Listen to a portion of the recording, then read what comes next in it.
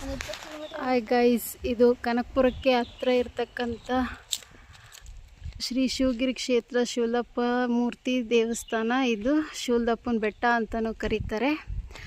ಇದು ತುಂಬ ಹೆಸರುವಾಸಿಯಾದಂತಹ ದೇವಸ್ಥಾನ.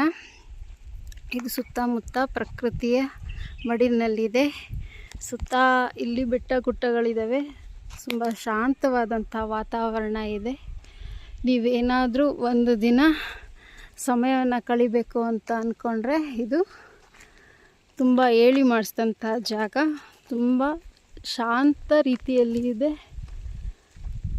ಇಲ್ಲಿ ನೋಡ್ತಿರ್ಬೋದು ನೀವು, ದೇವಸ್ಥಾನದ ಮುಂದೆ ಒಂದು ನಂದಿ ಇದೆ.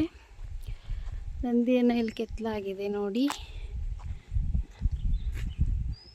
ದೇವಸ್ಥಾನದ ಎದುರುಗಡೆ ನಂದಿ ಇದೆ.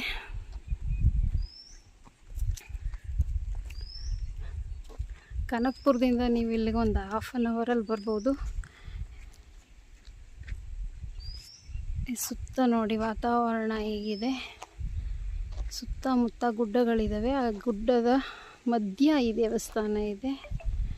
ಇದೆ ಶಿವಲಪ್ಪ ಬೆಟ್ಟ. ಇಲ್ಲಿ ಇರ್ತಕ್ಕಂಥ ದೇವಸ್ಥಾನ ಕಾಲಭೈರವೇಶ್ವರ ದೇವಸ್ಥಾನ. ಇದು ಚುಂಚನಗಿರಿ ಮಠಕ್ಕೆ ಸೇರಿತು.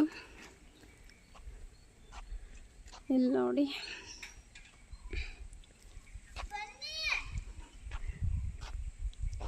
ಮತ್ತು ಇಲ್ಲಿ ಗೋಶಾಲೆ ಕೂಡ ಇದೆ.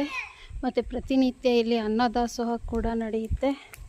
ಪ್ರತಿನಿತ್ಯ ಎಷ್ಟು ಜನ ಬಂದರೂ ಕೂಡ ಅವರಿಗೆ ಅನ್ನದಾನವನ್ನು ಮಾಡಲಾಗುತ್ತೆ.